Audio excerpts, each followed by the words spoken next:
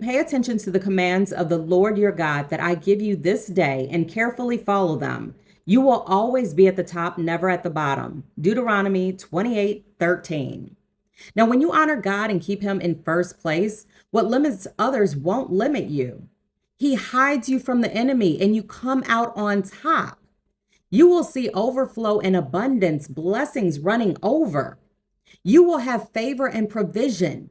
You will not be left behind, even in famine, even in a down economy, in an inhospitable environment.